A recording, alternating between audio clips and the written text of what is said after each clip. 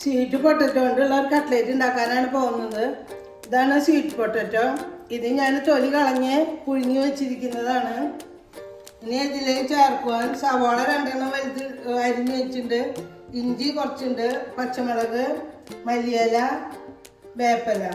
ഇനി ഇതിൽ ചേർക്കാനുള്ള പൊടികൾ: 1 ടേബിൾ സ്പൂൺ മുളക് പൊടി, 1 ടീസ്പൂൺ മല്ലിപ്പൊടി, ഗരം മസാലപ്പൊടി 1 ടീസ്പൂണ്, 1/2 ടീസ്പൂൺ കുരുമുളക് പൊടി, 1/2 ടീസ്പൂൺ മഞ്ഞൾപ്പൊടി. പിന്നെ അതിൽ ചേർക്കാം ഉപ്പ്, ഫ്രൈ ചെയ്യാൻ എണ്ണ, കട്ട്ലേറ്റ് മുക്കാൻ 2 മുട്ട, പിന്നെ അതിൽ ഒന്ന് പിടുത്തം കിട്ടാൻ കുറച്ച് കോൺഫ്ലവർ. ഇത് പുട്ടുപൊടിയാണ്, അത് ലാസ്റ്റ് കോട്ടിങ്ങിനാണ്. ഇതൊക്കെയാണ് നമ്മുടെ ഇൻഗ്രീഡിയൻസ്. ഹലോ ഫ്രണ്ട്സ്, ഞാൻ ബേബി ജോസഫ്. വേവിച്ച് വെച്ചിരിക്കുന്ന ഈ സ്വീറ്റ് പൊട്ടറ്റോ നന്നായി ഉടച്ചെടുക്കണം. ഞാൻ ആദ്യം ഒന്ന് സ്മാഷ് ചെയ്ത് എടുക്കട്ടെ.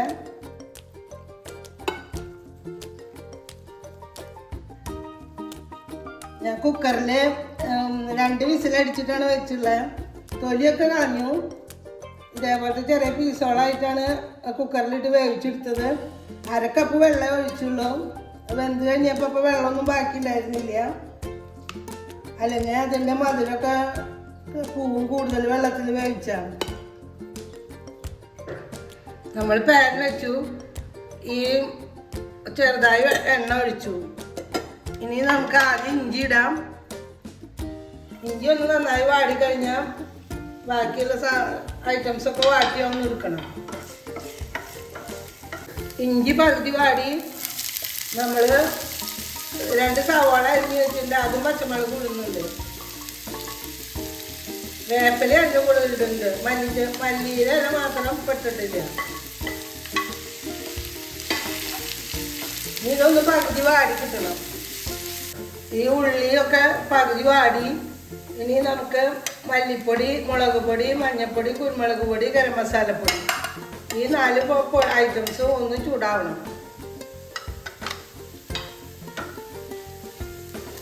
ഇത് ചൂടായി നമുക്ക് സ്മാഷ് ചെയ്ത പൊട്ടറ്റോ, സ്വീറ്റ് പൊട്ടറ്റോയിലേക്ക് ഇത് ചേർക്കാം. നമ്മുടെ നാട്ടിലെ സാധാരണ എല്ലാവരും സ്വീറ്റ് പൊട്ടറ്റോ എന്നല്ല പറയാം, മധുരക്കിഴങ്ങ് എന്ന് പറയും. എല്ലാവർക്കും മനസ്സിലാവുമെന്ന് വിചാരിക്കുന്നു. ഇനി ഇതിലേക്ക് നമ്മൾ അരിഞ്ഞ് വെച്ചിരിക്കുന്ന മല്ലിയില ചേർത്തിട്ടില്ല, അത് ചേർക്കുന്നു.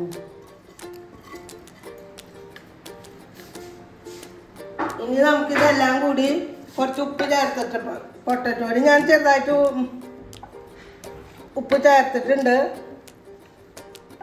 സ്വീറ്റ് പൊട്ടറ്റോയിൽ മധുരക്കിഴങ്ങ്, നമ്മളെല്ലാവരും സാധാരണ ആ പേരിൽ അറിയപ്പെടുക.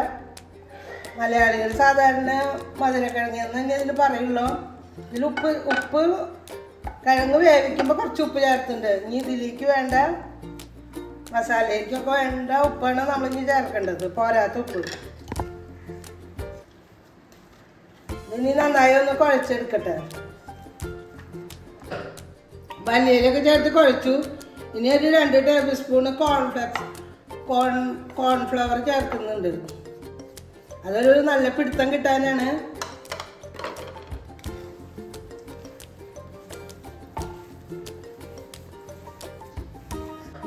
കോൺഫ്ലവർ ചേർത്തു. ഇത് കുറച്ച് അധികമുള്ള കാരണം ഞാൻ 4 ടേബിൾ സ്പൂണ് കോൺഫ്ലവർ ചേർത്തു. ഇത്രയും വലിപ്പമുള്ള അതിനായിട്ട് കുറച്ചും കൂടിയും ഇവിടെയും കൂടി തടിയുള്ള അത്രയ്ക്ക് വലിയ 3 സ്വീറ്റ് പൊട്ടറ്റോ ഞാൻ എടുത്തിട്ടുണ്ടായിരുന്നു. അപ്പോൾ ഇത് നന്നായി ഉണ്ട്. അപ്പോൾ 4 ടേബിൾ സ്പൂണ് കോൺഫ്ലവർ ചേർക്കേണ്ടി വന്നു. ഇനി നമുക്കിത് കട്ട്ലേറ്റ് രൂപത്തിൽ ഉണ്ടാക്കിയെടുക്കാം.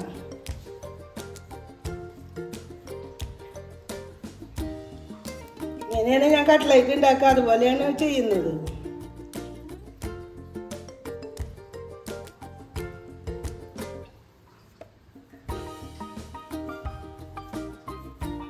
നമ്മൾ പാൻ വെച്ച് കഴിഞ്ഞാൽ എണ്ണ ഒഴിക്കുകയാണ്. കുണ്ടുള്ള പാനിലേക്ക് കുറച്ച് എണ്ണ ഒഴിച്ച് കുറേശ്ശെയായിട്ട് വറുത്തെടുക്കാം. ഞാൻ ഇത്തിരി പെട്ടെന്ന് വറുത്തെടുക്കാൻ വേണ്ടി കുറച്ച് അധികം ഓയിൽ ഒഴിക്കുന്നുണ്ട്. കട്ട്ലേറ്റ് മുക്കാൻ 2 മുട്ട ഉടച്ചൊഴിക്കുന്നുണ്ട്.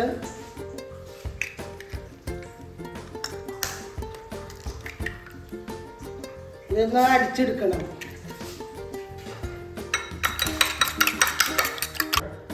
എനിക്കൊരു ഇത്രയും ഇതുകൊണ്ട് ഒരു 22 കട്ട്ലേറ്റ് കിട്ടി.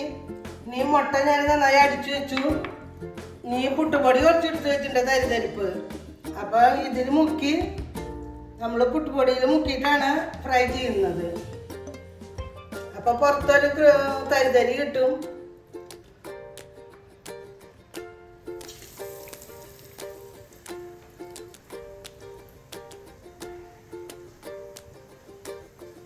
നമുക്ക് ബ്രെഡ് ക്രംസിൽ മുക്കിയ പോലെ കിട്ടും. കുറച്ചും കൂടി ക്രിസ്പി ആവുകയും ചെയ്യും. പുട്ടുപൊടിയിൽ ഒരു തരിതരിപ്പുള്ള കാരണം.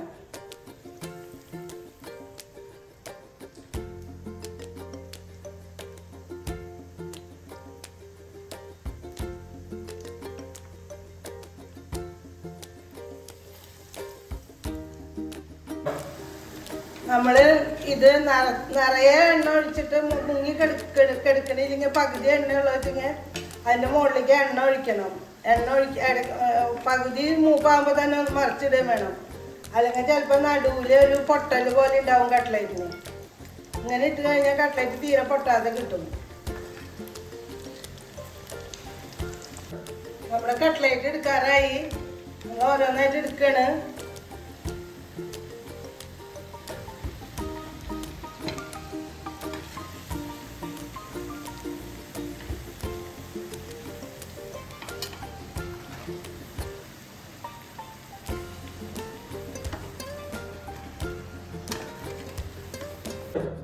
എനിക്കൊരു 22 കട്ട്ലേറ്റ് കിട്ടി. എല്ലാം നന്നായി ഉണ്ടാക്കി വെച്ചു. നല്ല ടേസ്റ്റ്. ഞാൻ ഒന്ന് കഴിച്ചു നോക്കി. ടേസ്റ്റ് ആയിട്ട് എല്ലാവരും ഉണ്ടാക്കി നോക്കണം. ലൈക്ക് ചെയ്യണം, ഷെയർ ചെയ്യണം, സബ്സ്ക്രൈബ് ചെയ്യണം, കമൻറ്റ് ചെയ്യണം കേട്ടോ.